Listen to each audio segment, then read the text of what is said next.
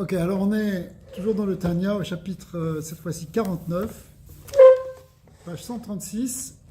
Le chapitre 49 est la suite du chapitre 48. On avait dit au début du chapitre 48, je ne sais pas si vous vous en souvenez, parce qu'on a mis 3 cours pour le faire, parce que c'était profond, et développait l'idée du Tzimtzum, que en fait, ce Tzimtzum est lié avec l'amour d'Hachem. Sauf qu'on ne l'a pas vu dans le chapitre 138. On a vu d'abord qu'est-ce que c'était que le Tzimtzum, comment le Baal HaTanya nous le présentait. C'est un concept qui est très important dans la Kabbalah, qui veut dire la rétraction, le voilement de la lumière divine. Et le Baal HaTanya nous a dit qu'il ne fallait pas le comprendre au sens simple, mais c'était au contraire, en fait, quelque chose de plus profond. C'est qu'Akadosh Baruch Hu, il laisse un espace, il voile son infinitude pour laisser de la place aux existants. Et le fait qu'il laisse la place aux existants, eh bien, et qui contracte en quelque sorte sa lumière pour ne pas se montrer entièrement et pour nous laisser exister, c'est en fait un grand chesed d'Hachem, c'est une grande bonté. Le fait que ce soit une grande bonté, on va voir qu'en fait ça vient d'un grand amour d'Hachem. Donc, ce qu'on aurait pu croire d'ailleurs au départ, puisque le Tzimtzum, il s'expliquait aussi que c'est le dévoilement de la Midat Hadin, de la rigueur, puisque c'est justement avec lui que apparaît ce qu'on a appelé le Kohar HaGvul, la force de la limite, le principe du limité, qui s'oppose à l'illimité et l'infini. Donc ça représente plutôt le din, c'est la restriction, la rétraction, la contraction dans quelque chose de limité. Tout ça, ça fait référence à la force de Gvura, la force du din. Mais néanmoins, en réalité, c'est comme c'est expliqué aussi, si on est bien dans le Rizal et dans les autres soirées, que c'est en fait un par chesed qu'Hachem s'est caché, c'est pour donner de la place et donner la vie et la bonne mesure. Alors, c'est ce qu'on va voir maintenant, dans le chapitre 49, comment, de cette méditation du Tzimtzum, puisqu'en fait ce sont des nombreuses méditations qu'il nous propose, et pourquoi? Parce qu'en fait la Kabbalah c'est ça, c'est pour méditer, pour arriver à développer une connaissance et développer des sentiments pour Hachem. Eh bien, cette méditation, elle va maintenant aboutir sur un sentiment de Ahava, d'amour. C'est ça qu'on avait dit en introduction, mais c'est ce qu'on va voir maintenant. Alors, on est en bas de la page 136, avec même tête. Alors, si la méditation elle amène à cet état-là, alors les mitzvot, pourquoi? Au contraire, on a vu que pour faire les mitzvot et pour qu'elles puissent s'élever, il faut qu'elles soient faites avec un certain nombre de kavanot. La kavana principale dont il nous avait parlé, c'était Ahava ve'ira. Alors on a vu un certain nombre de chapitres sur la ira, sur la crainte, et puis là, depuis plusieurs chapitres, on voit la Ahava. En fait, on a vu des chapitres sur la simcha, sur la ira, sur la Ahava. Maintenant, on est dans la Ahava. S'il n'y a pas de sentiment dans ce qu'on fait, si on ne met pas d'émotion, notre Torah et nos mitzvot ne montent pas. On va expliquer que Ahava ve'ira, dans le Tikkun HaZohar, ce sont les deux ailes qui élèvent la Neshama. Si on n'a pas d'ailes, on ne peut pas monter. C'est pour ça que la Tfila, la Torah ou les mitzvot, tant qu'elles ne sont pas faites avec un certain nombre de sentiments, et qu'on le fait par habitude, par obligation, ou pire que ça, pour en tirer un certain kavod, ou un certain bénéfice à un niveau ou à un autre, eh bien, cette Torah-là, c'est pas qu'elle vaut rien, mais c'est qu'elle ne s'élève pas. On va pouvoir l'élever quand on va à nouveau reconnecter avec Hachem par notre cœur, par nos sentiments. Et à ce moment-là, on va élever même la Torah qu'on a étudiée, qui n'était pas les Shem Shamayim. D'accord? Mais, donc la Hava, elle ne vient pas s'opposer aux mitzvot. Elle est nécessaire pour que les mitzvot, elles trouvent leur but. Les mitzvot, ce n'est pas quelque chose de mécanique. Hachem nous a demandé, je fais mécaniquement, je suis un robot. C'est pas ça. Je ne fais pas non plus parce que je fais ça dans ma vie, je me suis habitué, ou vaut mieux faire ça qu'autre chose. C'est pas pour ça qu'on le fait. On le fait pour se connecter avec Hachem. Mais connecter avec Hachem, faut qu'il y ait de l'amour, faut qu'il y ait du respect, faut ça l'idée de Hava. Alors, qu'est-ce qui est le but, qu'est-ce qui est le moyen? La mitzvah ou la kavana? Le but, c'est la mitzvah. Mais la mitzvah sans... C'est le Icar, c'est la mitzvah. La mitzvah. Il a défini comme ça. Le Icar, c'est la mitzvah. Mais une mitzvah sans sentiment d'amour et de crainte d'Hachem, crainte, ça veut dire de respect profond, d'émoi pour Dieu, cette mitzvah, elle ne s'élève pas. Elle ne va pas t'élever. C'est l'image qui est donnée dans quand même. Oui, mais l'image... Pourquoi va pas t'élever? Alors, l'image est donnée dans Tikkun Hazohar, c'est une image magnifique, à partir des anges. C'est que la mitzvah, c'est comme le corps. Mais Ahava Ve'ira, hein, c'est comme les ailes. Un oiseau, quand il n'a pas d'ailes, qu'est-ce qu'il fait, le pauvre? Il rampe par terre. Est-ce que nous, on veut être des êtres rampants? Faire des mitzvot? Non. Il faut que tes mitzvot, elles t'amènent à une dvekout, à de la gdusha, à un ressenti, à un ergesh, à un vécu. Parce qu'ils te disent, quand tu veux faire une mitzvah, tu ne peux pas la faire, elle t'est comptée comme une mitzvah. Oui. Quand tu veux pas faire une avera, que tu l'as pas Ça, fait, c'est un elle t'est autre pas sujet. comptée. Non, mais c'est. Ça si tu fait as la- fait une mitzvah, c'est. Ça fait partie d'autres explications. La Rastikut a beaucoup expliqué ça aussi. Parce que là-bas, hein, entre en jeu autre chose, ce qui est la volonté. Tu as envie de faire une mitzvah, tu désires. Tu as le ratson, tu as le désir de faire une mitzvah. Maintenant, tu as été empêché, mais le fait qu'il y ait le désir, c'est déjà très fort.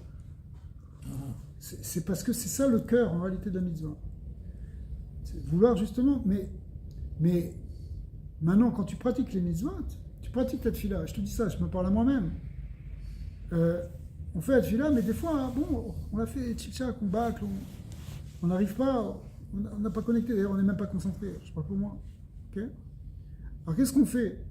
C'est pas ça la tefila. C'est vrai que tu as fait la tefila, tu as dit les mots de la tefila, mais c'est pas ça qu'en fin de compte, tu cherches dans la tefila. Ce que tu cherches, c'est être avec Hachem. Avec Hachem, c'est comme quand tu es avec quelqu'un, il faut qu'il y ait une connexion qui se fasse. C'est pas que des relations froides. Je sais bien qu'on est au Québec, mais quand même. Ici, c'est ouais, c'est comme ça. C'est le système, là. On ne vit pas dans un système, on vit avec Hachem, c'est ça qu'on veut. Quand on dit que le but de la création, c'est d'Ira Betartonim, qu'Hachem il réside parmi nous, c'est que qu'il y ait une connexion, une relation avec lui. Donc la relation, elle va se faire avec l'intellect, avec la parole, mais aussi avec les sentiments. Et les sentiments, ils sont au cœur, si tu veux, de la chaleur, de la flamme qui vient animer la pratique de la Torah. Le mouvement de la Chassidoute, il a embrasé ça, justement. Il a embrasé ce feu de Hava et de Hira. Il n'y a pas ça fait limite Nagdim. Écoute, on ne va pas parler de... Historiquement parlant. Le Ramchal, quand il est passé à Francfort, il est resté un mois à Francfort quand il a traversé l'Europe pour aller de Padova en Italie jusqu'à Amsterdam, où là-bas il a eu des problèmes jusqu'à Francfort. Mais il dit, dans cette ville, il y a au moins 300 Talmidei Chachamim. Les Talmidei Chachamim, quand il parle de Talmidei Chachamim, c'est des gens qui connaissent la Torah bien. Mais il dit, Lo matzati af echad sheyesh lo ruach chasidut v'irat shamayim. En français, j'en ai pas trouvé un qui avait un esprit de piété et de crainte du ciel. À Amsterdam, Non, à Francfort. à Francfort. Tu peux vivre une Torah très froide. Tu peux vivre une Torah très mécanique, très cyclique, très intellectuelle. Mais il n'y a pas... Sans sentiment. C'est pas de connexion. C'est pas moi qui l'ai dit, c'est le Ramchal qui l'a dit. C'est quand même fort. 300, il a dit. Voilà, là-bas, dans une égarette qu'il écrit à son... dans une lettre qu'il écrit à son maître. Alors, nous, ce qu'on veut, c'est que... on veut réveiller nos sentiments. À part ça, hein, il a dit quelque chose aussi très important, le Balatania. C'est que s'il n'y a pas ces sentiments-là, hein, de Hava et de Hira, vraiment pour Hachem, on va peut-être pas avoir les forces de combattre notre Yetzara. Parce que, qu'est-ce qui te motive à faire une mitzvah? Si tu n'as pas du plaisir, C'est ce qu'on appelle le ta'anouk, si tu n'as pas un désir, ce qu'on appelle le ratson. Mais si tu n'as pas non plus des sentiments d'amour et de crainte, la crainte, ça veut dire des fois, t'as envie de faire un petit avéra, mais il faut que tu aies la crainte de la chaîne. D'accord? Ouais, tu n'as pas envie de te lever pour aller faire une mitzvah, mais si tu as Avat Hashem, tu le fais. Tu comprends? Donc, pour dominer l'Yetzara, et quand même, c'est de ça qu'on parle, puisqu'on parle du Sefer Shel Benoni, pour devenir un Benoni, c'est quelqu'un qui se laisse jamais dominer par son Yetzara, mais qui au contraire le domine. Présent. Et il faut, bravo, j'aimerais bien être comme toi, eh bien, pour y arriver, il faut qu'il y ait un feu. La chaleur. Esh tami tukad al misbeach. Il doit y avoir un feu permanent qui brûle sur l'autel. L'autel, c'est notre cœur. Sur l'autel de notre cœur, il doit brûler un feu d'amour et de crainte pour Hachem. Et d'ailleurs, on va voir, c'est une après dans le chapitre même 50, quand il va parler d'un autre niveau d'amour encore différent. Juste, ce que Marc a dit, c'est que vous avez répondu, c'est que ce n'est pas une fin en soi. Donc ce n'est pas une religion d'intention, d'amour pur comme d'autres endroits. Ah ouais, Il y a des choses à faire. Ouais. Ça vient pour appuyer et élever l'action, n'est-ce pas? Ouais. Ouais, c'est pas purement sentimental. Ça doit animer après toute notre pratique, bien sûr. Alors, Perek Mentet, très bonne remarque. Perek Mentet. Vine, afki prate bechinot ha'ester va'elem or ensof ba'ochu b'ishtalshelut ha'olamot, ad shenivra olam hazeh ha'gashmi atzmo.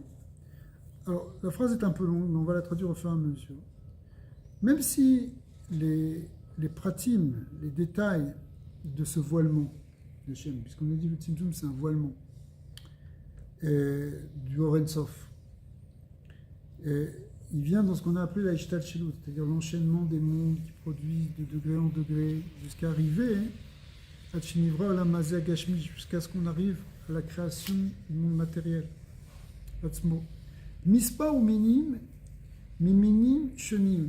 Il y a toutes sortes de tzimtzumim, toutes sortes de contractions. Pour passer du Or Ensof à la matière, il a fallu passer par plein d'étapes et toutes sortes de contractions qu'on appelle des massarim, il y a plusieurs noms dans la Kabbalah qui décrivent des écrans, des voiles, très bien, qui arrivent à finalement de plus en plus contracter cette lumière et la voiler pour arriver au monde physique. Qui a doué les Tohamim et Tzachaim, comme c'est connu de ceux qui goûtent l'arbre de vie, c'est-à-dire ceux qui étudient la Kabbalah. Arderer Klal, Em Shlosha Midei Tzimtzumim. Alors bien qu'ils soient très nombreux et qu'il y en a plein de détails, et c'est commence à rentrer dans les soirées du Harizal, on va commencer à les étudier, mais de manière globale, simple, on peut dire qu'il y a 3 grandes étapes qui correspondent aux 3 mondes fameux dont on parle en général, qui sont le monde de Bria, Yetzira et Asiya. Bria, Yetzira, Asiya. Alors, derrière là, M Shlosha Mine Tzimtzumim Matsumim Klalim. Donc ces 3 contractions générales. Les Shlosha Mine Olamot Klalim qui correspondent à 3 mondes généraux. Au Bekol Klal Yesh Ribur Evavot Pratim. Mais en vérité, si on regardait dans le détail de chaque monde, il y a des myriades et des milliers de détails, de contractions. Quand il décrit comme ça, c'est une méditation en soi. Ouais. Non, à force de t'écouter ou à force de le lire, c'est ça. Ouais. On parle de ça aussi. On va méditer sur ça, bien sûr. Absolument. VM Shlosha Olamot Bia. Et ce sont les 3 mondes qu'on appelle en abrégé Bia. Bet, ça veut dire Bria. Yud, ça veut dire Yetzira. Et Aïn, ça veut dire Asiya. Bria, Yetzira, Asiya.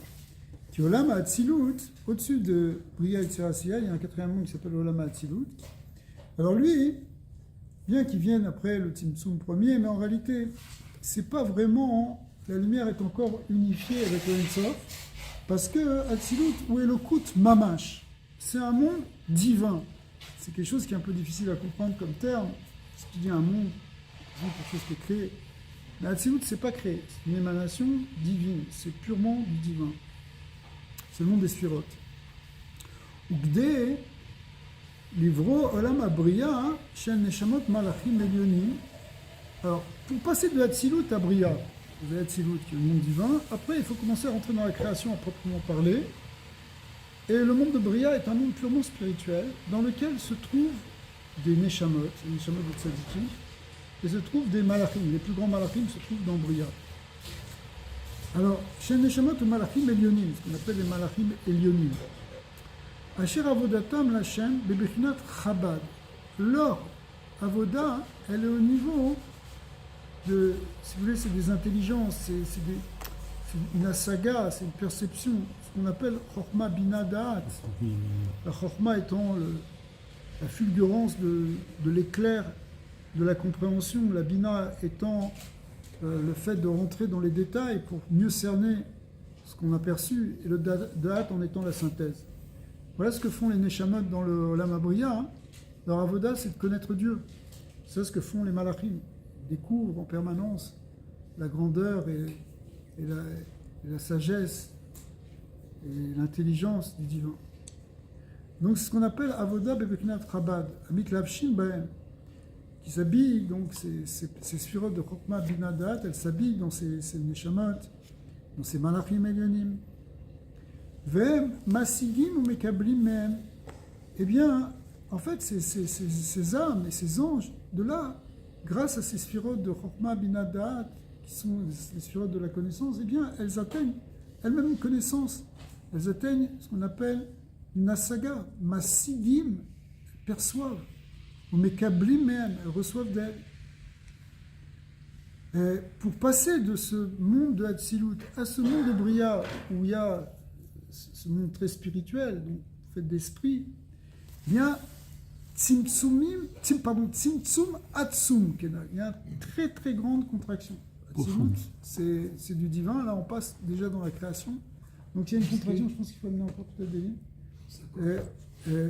Le Hatzilut est complètement au-delà de tout ça. Il n'est pas d'un coup de Tzimtzum, il se fait comme ça par étapes. Il y a des Tzimtzumim, non, il y a beaucoup de Tzimtzumim. Les Tzimtzumim, ils sont extrêmement nombreux.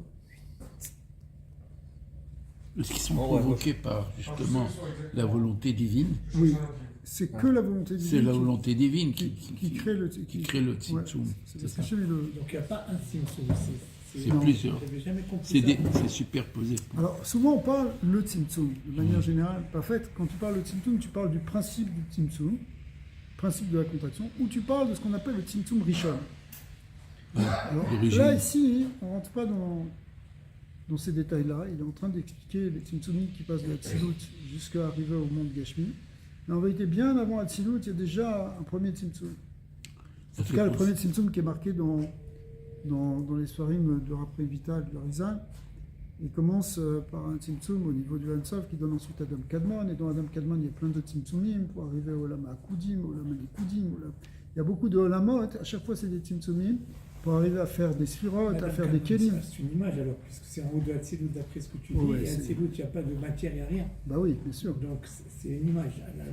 Est-ce qu'on peut comparer? C'est encore plus, beaucoup plus élevé, beaucoup plus subtil que le monde de Hatzilut, bien sûr. Si c'est tellement éthéré comme milieu, alors, le Tzimtzum, il est léger, ce Tzimtzum Rishon. C'est pas sûr, parce qu'il fait passer de quelque chose qui est immense, qui est le Or En Sof. Donc c'est déjà une immense contraction. Encore plus abstrait que... Ouais. Et encore, ça c'est ce qui est marqué dans les Sfarim de Raphaël Vital. Et le Rizal, il a dévoilé d'autres choses, des Tzimtzumim au-dessus même de ces Tzimtzumim-là.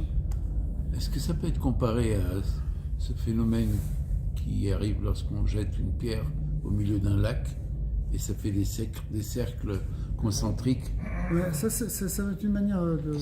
C'est un symbole c'est exponentiel. C'est un symbole qui va pouvoir être utilisé pour symboliser les sphirotes de Higulim, qui sont représentées par des cercles. Et donc il y a une dimension qu'on peut comparer à une onde. Les ondes, oui. Alors, ici on ne parle pas de ça. On parle plus bas, si vous voulez, parce que c'est ce qui nous intéresse le plus par rapport à notre avoda. C'est vrai qu'il y a des Tzimtzumim au-dessus, et c'est une avoda qui est beaucoup plus subtile, beaucoup plus fine en réalité. C'est des choses. Mais ici, notre avoda de percevoir quelque chose du divin, hein, dans Hatzilut, on ne peut même pas exister en quelque sorte. Hatzilut, c'est un bitoul total, puisque c'est Dieu. Donc, mais dans le Olam HaBriya, on peut avoir une certaine perception parce que les sphirotes de Chorma Bina Dat, elles viennent s'habiller dans Briya. Donc, Mais comme elles c'est une s'habillent perception intellectuelle, non? Oui, Oui, mais quand on dit intellectuel, ça ne veut pas dire comme quand tu lis dans un livre. Non, C'est ce qu'on mais appelle les- une asaga. c'est ça, voilà. Une asaga, ça veut dire ouais, une perception. Perception. Perception spirituelle.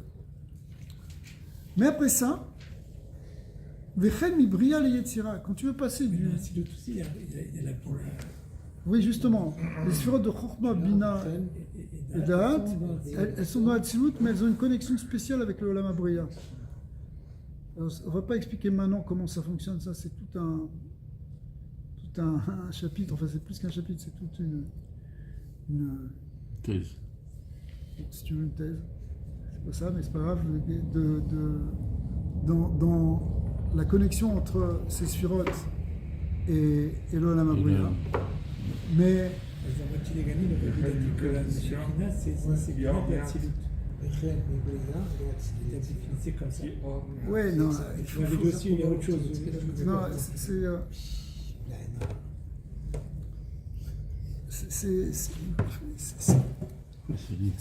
c'est absolument pas limité à ça. Magnifique. Ça c'est juste un aspect de la Shekhinah. La Shekhinah, là-bas dans Bati Legani, dans les premiers Bati Legani, il explique que ça existe. Puis c'est expliqué dans les autres farim que la Shekhinah, elle peut être Bekol Makom. Elle peut être dans le Malchut de Ensof, Malchut de Hatzilut, Malchut de Briya, Malchut de Yetzira, jusqu'à Malchut de Asiya. Donc il y a plein d'endroits. Elle peut être la Bina, elle peut être dans beaucoup de choses, la Shekhinah. Les anges, ils sont dans l'Atsilut. Alors non, dans Hatzilut, il y a le monde de Dieu. C'est tout. C'est le monde des Conception. séphirotes. D'accord. Quand on dit séphirotes, c'est pas des créatures, c'est des forces divines qui apparaissent après déjà un certain symptôme. Mais comme on ne parle pas de ce symptôme ici, on parle du passage de Hatzilut à Briya. C'est déjà une très grande contraction pour que les Neshamot qui se trouvent, les Neshamot et les anges qui se trouvent dans Briya, puissent avoir une certaine perception du divin. Écoutez, on a déjà pris cette image. Quand tu mets une lumière trop forte, tu ne peux pas la voir. Quand c'est des rayons qui sont au-delà de ton champ visuel, des rayons X, Tu peux pas les voir. tu ne peux pas les voir. Donc il va falloir faire une contraction pour qu'on ait une certaine asaga, une certaine perception. Donc de passage de Hatzilut à Briya, c'est une contraction qui permet d'avoir une certaine asaga, qui est nifla. Alors Olam HaBriya, c'est un monde, je ne vous dis pas. Mais c'est déjà une très grande contraction par rapport à Hatzilut pour qu'on puisse percevoir quelque chose. La lumière de Dieu, dans Hatzilut, elle est tellement forte qu'aucune créature peut la percevoir.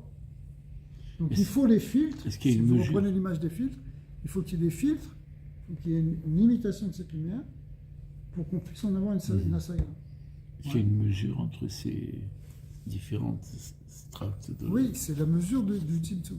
La contraction, Du tzimtzum. elle limite, C'est ça. donc elle donne une certaine mesure. Voilà. Ouais. Après, quand tu veux passer de Briya à Yetzira, il y a aussi encore une contraction. C'est ce qu'il nous dit. Vechem mi Briya et Yetzira. Aussi, quand tu passes de Briya à Yetzira, il y a une certaine... il y a aussi une très grande contraction. Pourquoi? Qui or meat miseir mitlabesh beolam habriya adaim ou bechinat ensof le gabé olam hayetzira. Parce que en fait dans Yetzira, hein, on peut percevoir qu'un tout petit peu de la lumière de Briya qui nous paraît comme le ensof. Le monde de Briya par rapport à Yetzira, il est ensof. De même Yetzira par rapport à Asiya, c'est l'infini déjà. C'est relatif parce que l'infini est beaucoup plus que ça, mais l'infini, comme on a expliqué, une des manières dont les Mekoubalim l'expliquent, c'est qu'il n'y a pas de perception. Une fin infinie, c'est la négation de la fin, d'une fin, mais une fin, c'est une définition, c'est un saisissement. Donc, quelque chose qui te dépasse totalement, c'est de l'infini pour toi. Donc, Briya, par rapport à Yetzira, il y a juste, on le perçoit, on a un tout petit peu de perception qu'il y a quelque chose qui est au-dessus. et qui est infini par rapport à nous quand on est dans Yetzira. Donc il y a les anges dans Yetzira, il y a des Ruchot, il y a aussi des Neshamot. Leur perception par rapport au monde au-dessus, c'est, ils le voient comme l'infini, ils en perçoivent un tout petit peu parce que ça a été complètement filtré ou complètement contracté pour arriver à ce niveau qu'on appelle Olam HaYetzira. Et alors, les Neshamot qui quittent ici, où c'est qu'elles se retrouvent après? Alors ça dépend d'où elles viennent, ça dépend aussi de ce qu'elles ont fait dans ce monde, Ouais. ça dépend de beaucoup de choses. Il y a des Neshamas qui peuvent être dans. Ouais, c'est pas dans la le silo. gourd, jamais, non? Pourtant, c'est le Shoresh, comment on dit, la source. La source d'Hachem. Alors ce qu'on a dit au tout début de ce chapitre, à la troisième ligne, on avait dit que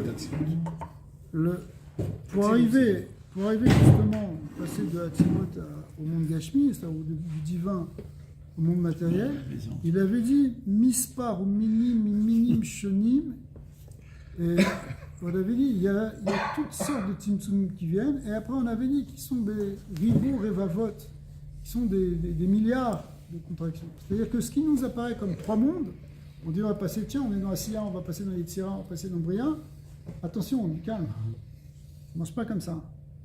Dans Asiya, il y a énormément de madrigot. Il y a énormément de niveaux qui, à chaque fois, chaque passage d'un niveau à un autre, c'est une contraction, c'est un voilement. C'est-à-dire, c'est des On couches, se des couches, rapproche des de couches, plus des en couches. plus de la matérialité. Donc, quand la Neshama, elle monte, oui. Quand C'est la ça. Neshama, elle monte, elle va monter de degré en degré. Elle peut monter plus ou moins vite. Mais c'est pas comme ça, elle va monter un monde, deux mondes, trois mondes, ça y est, c'est fini. C'est pas ça. C'est où est-ce qu'elle va, la Neshama? C'était ça votre question. Elle va aller de niveau en niveau et ça prend beaucoup de degrés. Ouais. En fait, Tzadikim vont, mais ils vont de force en force, de degré en degré. Ok. Est-ce qu'ils Elle vont va jusqu'à pas chez le coiffeur, ça c'est sûr. Pourquoi il y a qu'ils vont jusqu'à la séparation rabbi? Les Neshamot, Pas chez le coiffeur. Ouais. Chez le coiffeur, c'est pas nécessaire, c'est pas très bien. Ouais.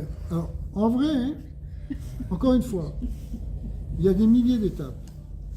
Mais on garde ces trois étapes majeures, trois étapes majeures, qui sont Bria et Sia. On peut faire un cours entier pour répondre à cette question. Ouais. C'est une des questions fondamentales de toute la Kabbalah, et de toute la philosophie, même dans le monde des nations. C'est la tripartite, si tu veux, de ce qu'on retrouve dans l'être humain, C'est quoi de la l'intellect, de l'âme et du corps, parce qu'on a trois niveaux. Dans les niveaux, il y en a plus. Alors, ça s'appelle trois contractions.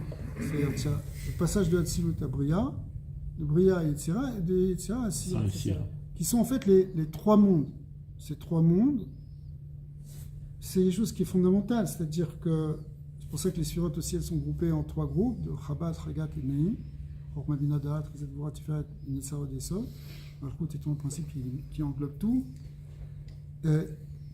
Ça correspond à ce qu'on appelle aussi Rosh, Tor, Sof, le début, le milieu et la fin. Dans l'être humain, on va retrouver ces trois parties dans le corps, entre la tête, l'abdomen Les jambes, et... les membres inférieurs. Non, Ah, laisse-moi parler. pardon. Et l'appareil digestif, Ok. et qui correspondent aux trois plans de notre existence, un plan spirituel, un plan animique, c'est-à-dire psychique, et un plan corporel. Parce que dans le monde moderne, on confond le psychique et le spirituel, mais c'est deux choses qui sont fondamentalement différentes. C'est quoi notre corps humain, Ravi? On a l'esprit, l'âme et le corps. Ça, c'est quelque chose qui est général et absolu dans toute la base de la philosophie juive, mais qu'on retrouve aussi partout dans l'univers, parce que même dans le monde des nations, parce que c'est comme ça qu'on est constitué. On a une tête, on a un appareil respiratoire, un appareil digestif. Ok. Les membres, après, ça, c'est choses secondaires. On peut vivre sans.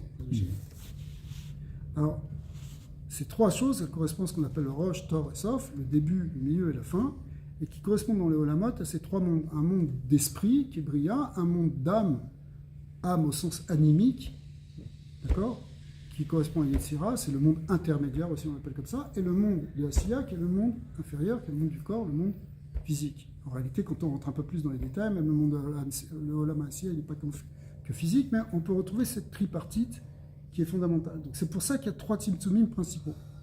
Il y a 3 mondes principaux. Bien qu'il y ait une infinité de mondes, en réalité, il y a et il suffit d'ouvrir un peu le Harizal pour voir les degrés, les niveaux, c'est Bleinara, c'est immense. Mais ici, le Baal HaTanya, il reste sur ce principe général, global, absolu, qu'on retrouve dans toute la pensée métaphysique, qui sont ces 3 mondes. Mais pour passer d'un monde à l'autre, c'est à chaque fois une énorme contraction. C'est une énorme contraction. Ouais. Alors Vechel mi Bria Yetzira, donc de Bria à Yetzira, il y a aussi une grande contraction qui, on a dit, c'est un tout petit peu. Qu'est-ce qu'il y a dans Atzilut qui s'est contracté en Atzilut? Alors, si tu veux, avant Atzilut, c'est des choses que même l'Arizal, il est très prudent quand il parle de ça. Certaines choses, il ne veut pas en parler, il n'a pas parlé de certaines. Après, Vital n'a pas voulu écrire, parce que dans Atzilut, il n'y a que le 1 divin. Tout est 1. Alors c'est compliqué parce qu'il y a 10 sphirotes, alors on ne comprend pas, il y a 10 sphirotes, c'est pour ça que les gens ils ont attaqué la Kabbalah. Mais en réalité, tout est dans l'unité. Après, il y a des niveaux dans ce Yichud d'Hachem, c'est des niveaux dans le Ratzon Hachem, dans la parole d'Hachem, dans le pensée d'Hachem. Tout ça, ce sont des manières d'expliquer les choses. Les Sfarim de Chassidut ont beaucoup développé ça. Mais en fait, jusqu'à Atzilut, tout ça, c'est encore que le divin. C'est encore que Dieu. Alors que la création, c'est déjà, on le voit comme quelque chose d'ex nihilo, quelque chose avec une créature qui vient, Yesh Mi'ayim, qui existe. Ouais. Même si quand on rentre dans les secrets du Yichud, comme on le verra dans la deuxième partie du Tanya, on voit que même dans la création, en réalité, tout est un. Mais c'est plus compliqué à voir. Parce que dans la création, il y a des créatures. Ouais. Et que ce soit des créatures matérielles ou que ce soit des créatures spirituelles. C'est-à-dire les anges ou les Neshamot, qui sont aussi des créatures. D'accord. Aussi, une confusion qu'il ne faut pas faire, c'est de confondre le spirituel et le divin. C'est différent. Ouais. Le divin, c'est Dieu. Le spirituel, c'est quelque chose qui a été créé. L'Olam Habriya, c'est un monde d'esprit, spirituel. Spirit. Okay. Alors ce monde-là, il est créé. Maintenant, ce qui se passe dans le monde divin, après, c'est sûr qu'il y a des tas de niveaux et des madrigotes, mais en réalité, ne nous trompons pas. C'est pas qu'il y a... Et on les appelle des Tzimtzumim, mais tout ça, c'est dans la manifestation d'Hachem, comment Hachem il a créé au niveau du Créateur. Donc c'est quelque chose qui est beaucoup plus fin. Donc on n'est pas encore vraiment dans le monde. Tant que tu es dans la Tzilut, tu n'es pas encore vraiment dans le monde. Le monde, ça commence dans la création. C'est pour ça que le premier monde s'appelle Bria. Quand tu dis créer, ça veut dire c'est créer justement, c'est quelque chose, c'est une création, c'est quelque chose qu'on ne voyait pas avant, qui n'existait pas avant, en tout cas sous cette forme. Quand je dis sous cette forme, c'est même pas juste. Il n'existait pas en tant que créature. Il existait dans la pensée de Dieu, comme un créateur qui peut penser une chose, mais tant qu'il n'a pas créé, il n'a pas créé. Et il n'était pas défini. C'est ça, si tu veux. En tout cas, La Torah, c'est où dans tout ça? Alors la Torah, elle est dans tous les mondes. C'est-à-dire la Torah, la source de la Torah, après la Kabbalah, elle est dans la pensée divine. Donc c'est Atzilut. Elle est même avant Atzilut. Alors après, il y a ce qu'on appelle la Torah de Atzilut, la Torah de Bria, telle qu'elle va se révéler dans les premières louchot, dans les deuxièmes louchot. Les premières louchot correspondent à ce qu'on appelle Torah de Atzilut, dit les Zohar. Les secondes louchot correspondent à Torah de Bria. Donc elle est beaucoup plus, déjà, elle va nous parler plus de choses. Les premières louchot, c'était des choses qui nous parlaient que des schémas Akadoshim, qui nous parlaient de Dieu. Le monde de Dieu, c'est Atzilut. Alors que le monde de la Torah que nous on a, elle va nous parler de la Bria au sens global du terme, de la création, à tel point qu'il y aura des halachot qui vont concerner les taureaux et les vaches. D'accord. Alors que les taureaux et les vaches, il n'y en a pas en haut. Okay. Même s'il y a le principe, la source de toutes les créatures, elle existe dans la mer Kaval et Mahala, mais quand même. Mais alors, la source de la Torah, elle vient de Shachou et Améler, elle vient de niveaux encore beaucoup plus élevés. Elle vient de la lumière du Ensof. Ça, alors là, les Mahamarim de Chassidut ont beaucoup développé ça. D'où ça vient, tous les Mekoubalim se sont posés cette question. Au niveau de la pneumique du Kav, au niveau de Il y a plusieurs. Mais en tout cas, dans toutes les manières de l'exprimer, ça revient au même point, qui est que la Torah et Dieu font un. Et même le Shoresh des Neshamot d'Israël aussi. Le Shoresh des Neshamot. C'est-à-dire que Dieu, il a pensé nos Neshamot, il a pensé notre existence dans sa pensée. Donc dans sa pensée, on existait.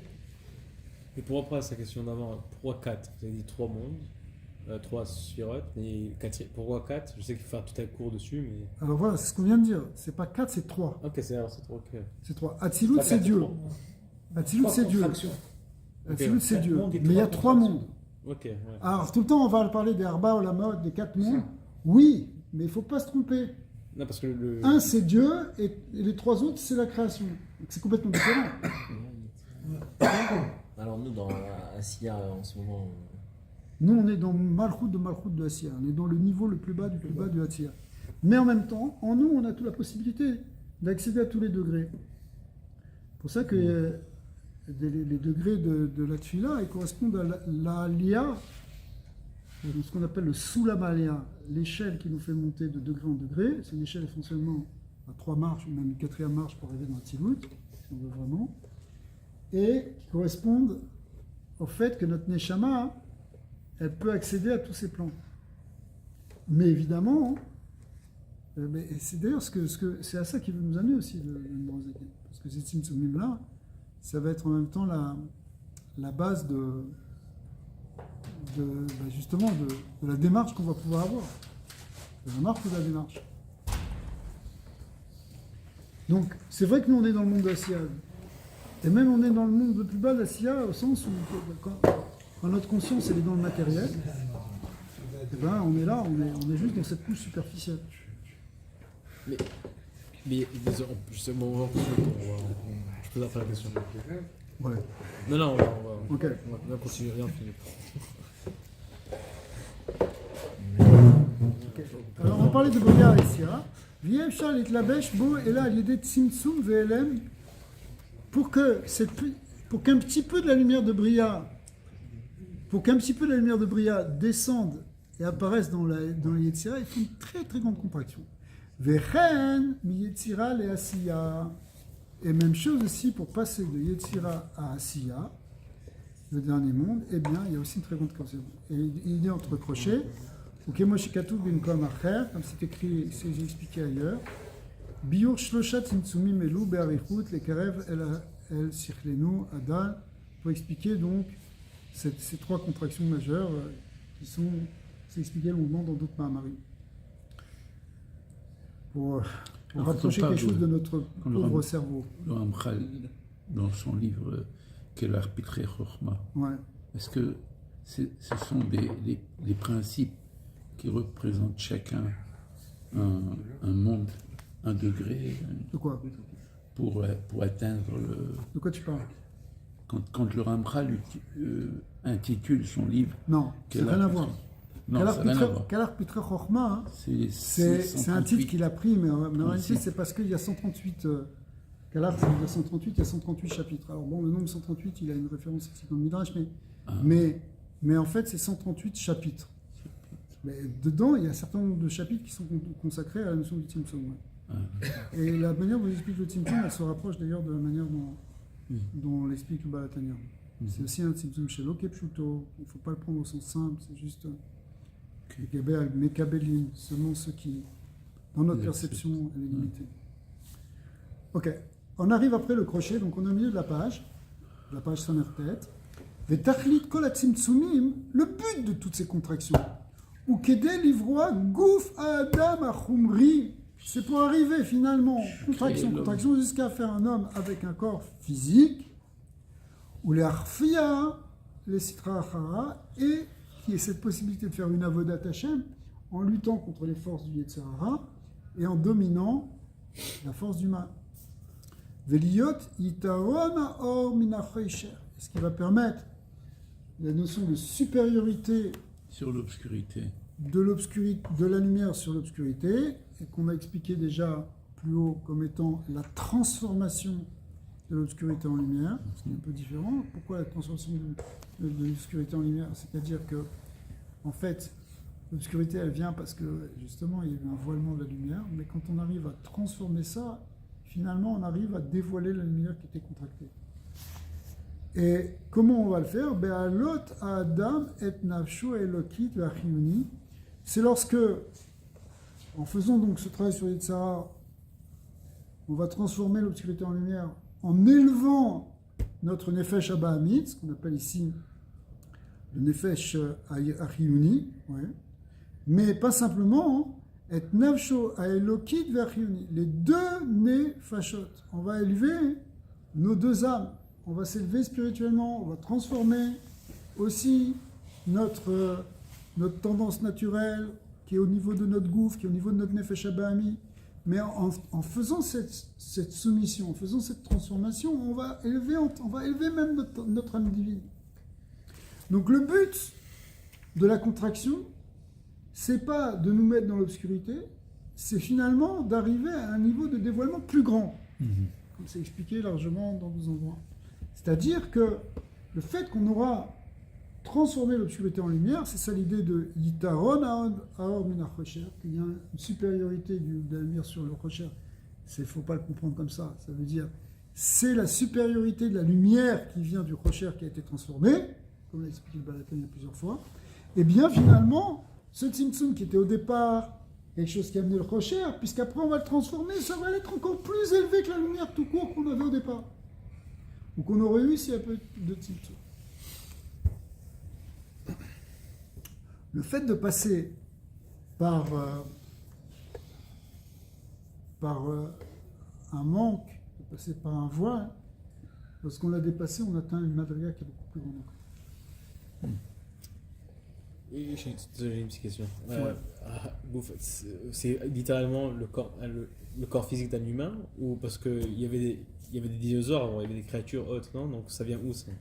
Le but de la création, c'est, comme on le voit au début de Bereshit, c'est vrai que Dieu il a créé un certain nombre de créatures, des végétaux, même d'abord des minéraux, des végétaux, des animaux, des poissons, des oiseaux, enfin toutes sortes de choses, y compris même des grands reptiles, c'est à ça que tu fais référence.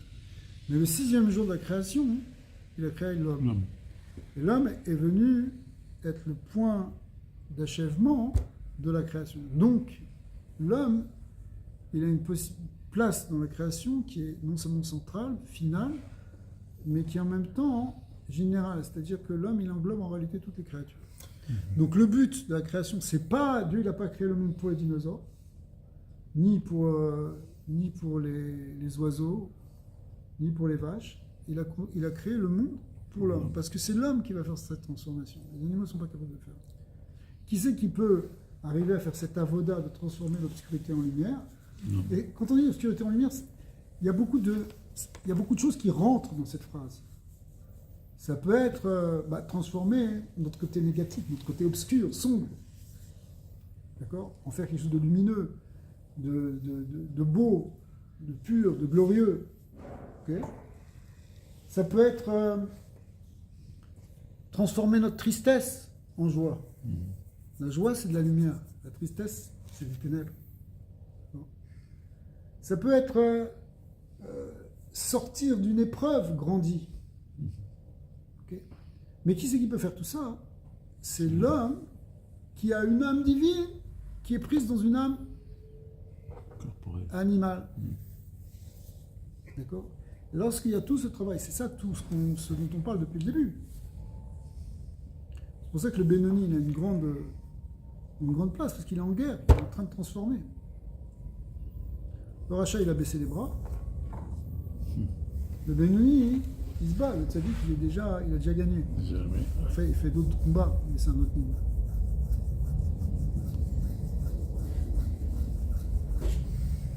Ouais. Je suis pas convaincu de la réponse. Okay. Je vais follow up par quoi? Pourquoi? Est-ce que c'était...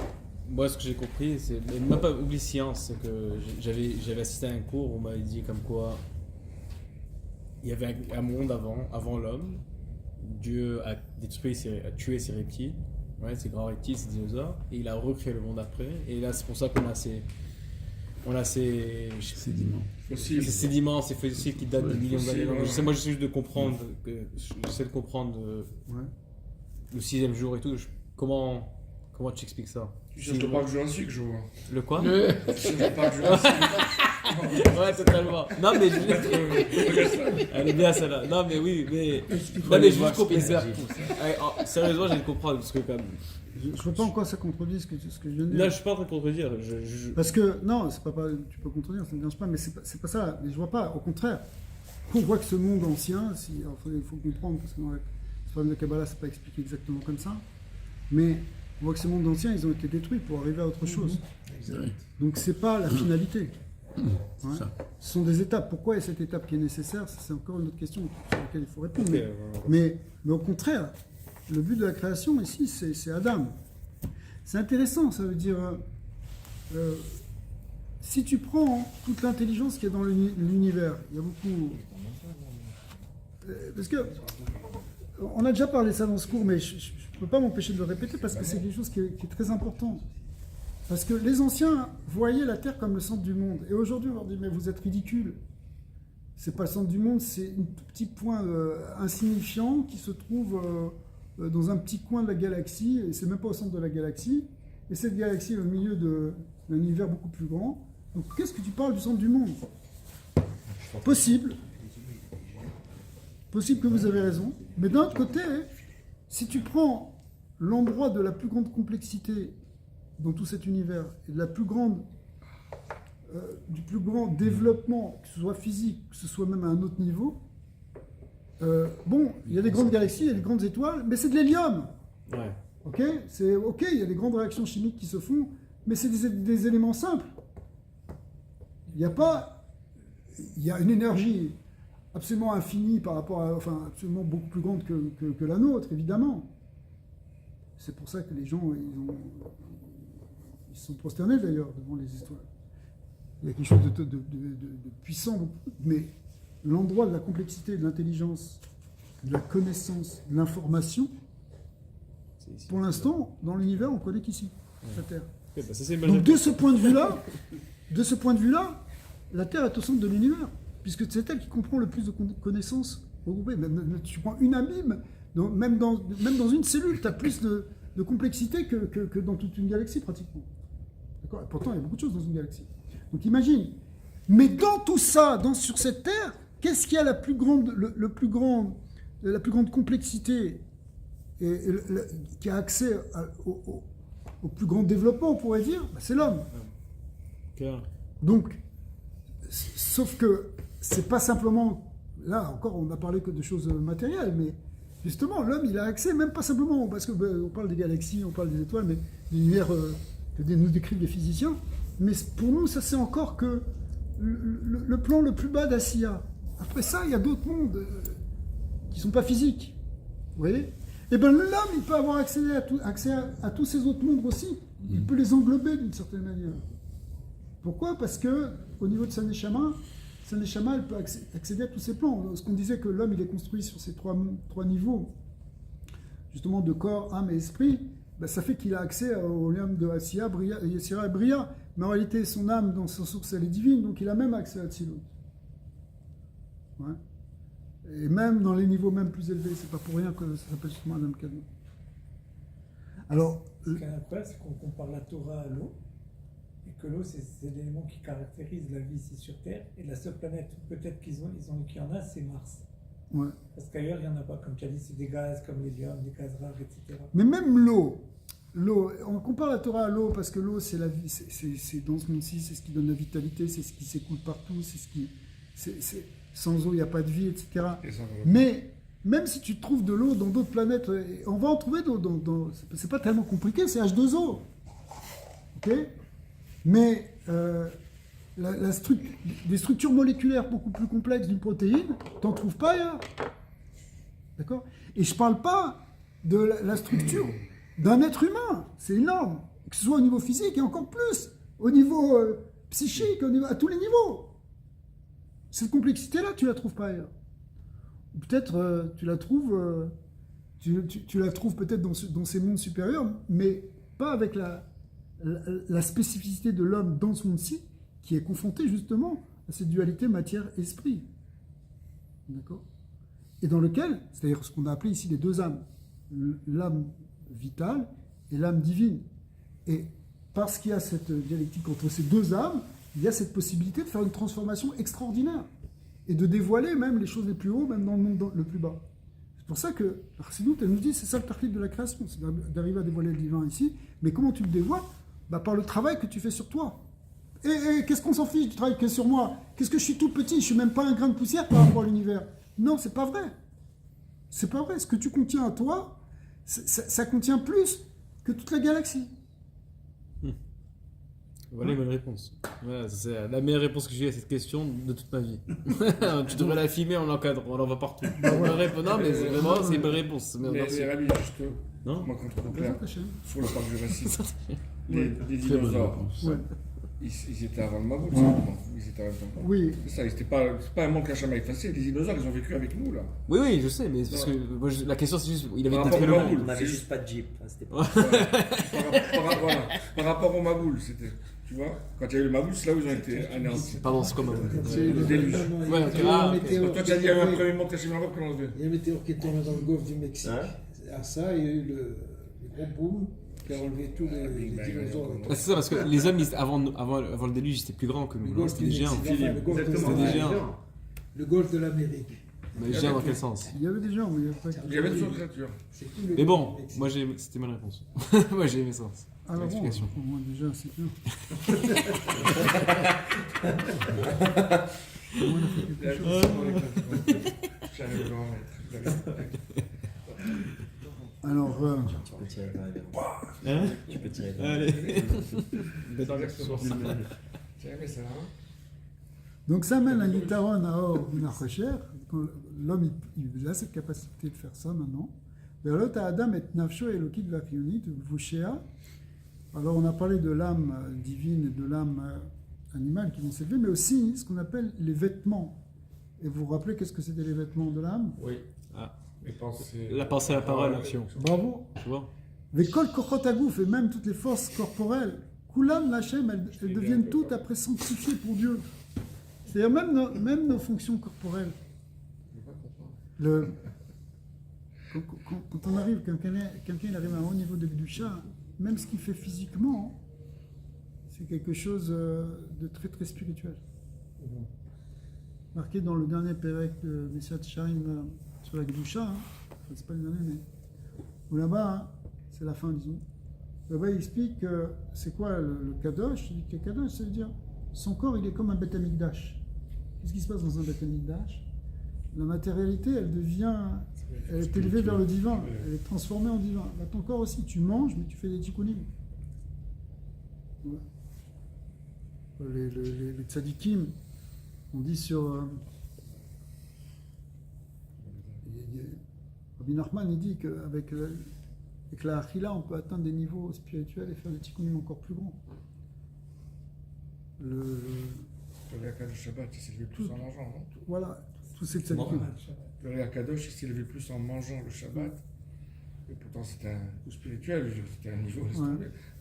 Mais en Ça- mangeant, qui était une action très terre à terre. Le Shabbat, qui est le jour le plus élevé, il s'est levé encore. Ouais.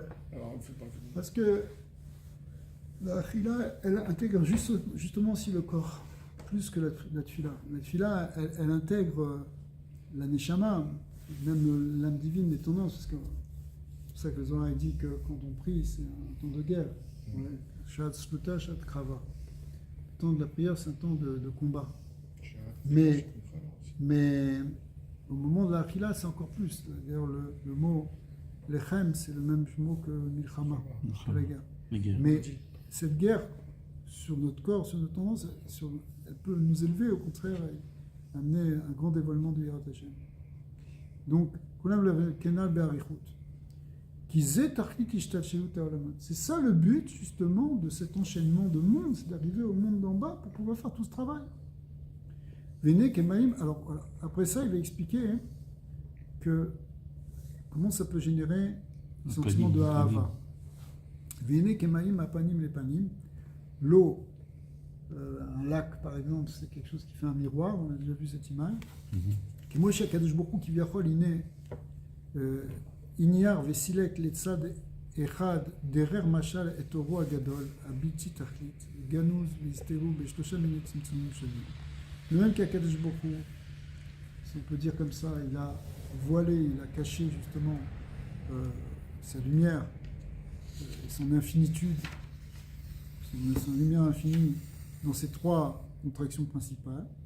Ve'akol bishvil ahavat ha'adam, et tout ça par amour de l'homme à Tarton, la loto la Hashem, pour l'élever vers Hashem.